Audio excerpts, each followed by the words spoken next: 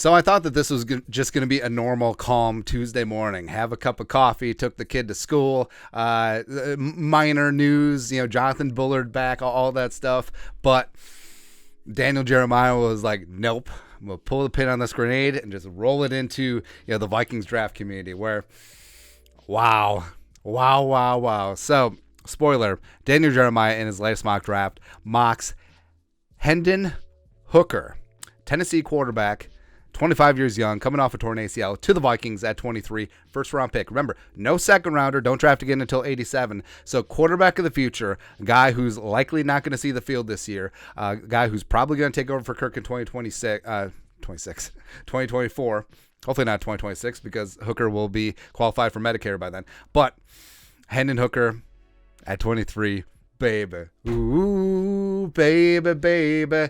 Daniel Jeremiah, DJ, let's go. Now, there's a couple things to this. Number one, DJ is as dialed in as they come. And we said this a bunch, where Daniel Jeremiah, Bucky Brooks, their mock drafts of former scouts, they're still friends and they're still colleagues with a bunch of NFL decision makers, GMs. So they get the straight poop. Like, they get the straight dope. They are as dialed in as they come. So when their opinions, when their takes on players and positions and teams differ from the consensus, makes you like raise an eyebrow just a little bit. Number two, DJ is not prone to hyperbole or hot takes. Like he does not put things out there just so like NFL Network can talk about it for weeks on end. It's not like ESPN. Right? Remember when Roger Worski said Colin Kaepernick could be the best quarterback in the league, and then ESPN literally did like 2 weeks of programming on it? No, DJ's not that. Right? DJ is great on TV.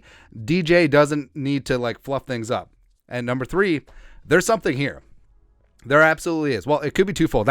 Maybe not specifically Hendon Hooker to the Vikings, but it could be twofold. Number one, the league, despite his age, despite his ACL, could still see Hendon Hooker as a first-round talent, because if he hadn't torn his ACL, I think that he would be a first-round talent easily. And hell, if he was 2 years younger, like if he was 23 and not coming off a torn ACL, I think that he would be in the mix with the big four quarterbacks. I think that he would be ahead of Will Levis. I truly do. And also, I think that there's something there to whether... Usually it's not like the Vikings and like Kwesi or Kevin O'Connell telling DJs like, hey, we're going to draft a quarterback. I think what it is DJ talking to other GMs and executives and scouts, be like, hey, the Vikings could be in the market for a quarterback, or we're hearing blah, blah, blah. Now, this is complete BS smoke and mirrors season, but I think there could be something there that, hey, with Kirk Cousins on his contract year and the Vikings clearly moving on next year, it would make sense, like if the right guy was there to go after it. So there's a lot to unpack. All right, so let's go back up to the top and just see where the chips fell. All right, so number one, Bryce Young, Carolina, yes. C.J. Stroud, Texans, love it. Will Anderson, 3, although I think a team for a quarterback is going to move up to 3 for with Arizona. Indy, Richardson, 4, yes. Carter, 5. Draft day slide is stopped. Weatherspoon goes to the Lions. Part and parcel, yes. Tyree Wilson goes to the Raiders. Interesting that they passed on Will Levis in this spot. Gonzo with A.J. Terrell in Atlanta, love it. Skoronski staying in Chicagoland with the Bears, yes. Van Ness to the Eagles, that's gross. That is gross. JSN going to the Tennessee Titans, pairing up with Treylon Burks for, I don't know, Tannehill, Willis, sure. Miles Murphy to the Texans. Ooh, I like it, spicy. Nolan Smith to the Jets. Man, that is gross. Him and Jermaine Johnson and like everyone else on that Jets defense. Let's go. Bajan to the Patriots. I did not see this one coming. I really did not. But, I mean, if they don't have any faith in Mac Jones, you'd be just like, I just hand it off to Bajan. Go ahead. And also, Belichick does march to the beat of his own drum. He does not give an F what you think. Paris Johnson Jr. going to the Packers. I mean, this could be because they're concerned about Bakhtiari long term, as well as they could kick Jenkins back inside the guard where he should be. Even though he's perfectly fine at tackle. Dalton Kincaid to the Commies. Broderick Jones, Steelers. Kancey to the Lions. Ooh, that's spicy. So Weatherspoon and Kancey with the Lions defense. I love it. Bucks.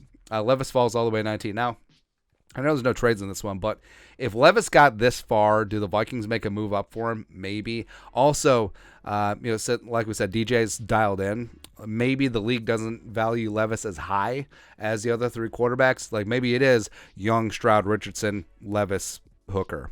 or maybe even Hooker above Levis in some draft boards. Addison, Zay, Joey Porter. So, I mean, there's a lot of players still on the board here. Like Quentin Johnston's still there. Darnell Wright's still there. Oh, not specifically for the Vikings, but you know what I mean.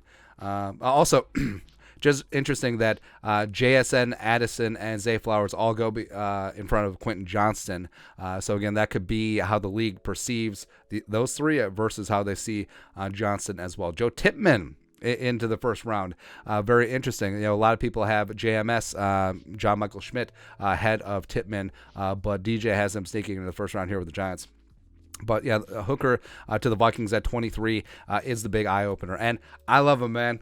I love me some Hendon Hooker. He was dynamic as a college player, got better every single year. Rocky Top is back, baby. Josh Heupel getting things hyped, and yeah, Hendon Hooker did turn 25 in January.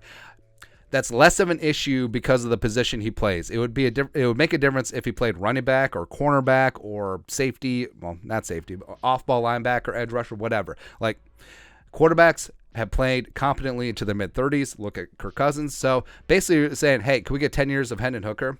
It's not bad. 6'4", 218, so he's got good size. He's sturdy, even though he is coming off that ACL. He probably has the most accurate deep ball in the class. Like, it is pretty. It is pretty. Now, I understand the offense that he came out of in Tennessee, and he's throwing deep to Jalen Hyatt or Cedric Tillman, and they're just beating things, but he drops it in there, man. Like, it's a thing of beauty. And I love me some Bryce Young. I love me some C.J. Stroud. Anthony Richardson is super intriguing, but Hooker does have the best deep ball. And also, seen this comparison a couple times, Sam Bradford. Yeah, Sam Bradford's the number 1 overall pick back in the day, coming out of Oklahoma, even though he was coming off an injury. But just when Sam Bradford was healthy, knocking on all the wood, his deep ball was elite. Also, like, some of the throws that he made that week 1 game 2017 against the Saints, I still think about. Like, him fitting things into tight windows, it's insane. He takes care of the football. He only has 5 total interceptions over the last 2 years. Solid leadership and intangibles. Teammates absolutely love him. Good mobility, good size. Not a running quarterback per se, but a quarterback who can run. He is coming off that torn ACL. A lot of people make a lot of issues of Heupel's, gimmicky, hurry-up college offense. A lot of easy reads, a lot of easy throws, but Caleb Williams plays in a gimmicky college offense, and they're all up on his ass coming out of USC. In fact, all Lincoln Riley's quarterbacks come from a gimmicky college offense. You look at Jalen Hurts, you look at Mayfield, you look at Kyler, etc. That didn't hurt their draft stock any. And then also the whole.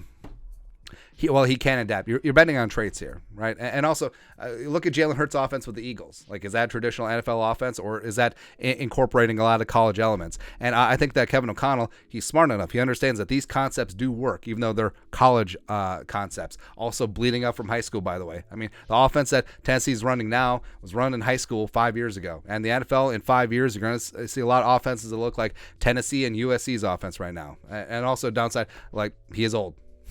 In the grand scheme of things, like, there's no getting around it, but like we said, it's not the biggest thing in the world. Also, I misspelled January, whatever. I don't really care, but it is something noteworthy, and it's a reason why. I mean, so if Hendon Hooker was fully healthy and say 22, 23 years old, he would be up there with Richardson and Bryce Young and C.J. Stroud. He really would be, but. Again, Daniel Jeremiah just coming in hot on a Tuesday does not give an F. That's right, man. Anyways, your thoughts are thoughts. Daniel Jeremiah, NFL Network draft analyst, mocks Hendon Hooker in the first round to the Vikings at 23. Spicy. Let's go. But your thoughts are thoughts. Let us know in the comment section below. Subscribe for daily Vikings takes. Want to support the work? Put a little something in the Venmo. But till next time, Skol, production value.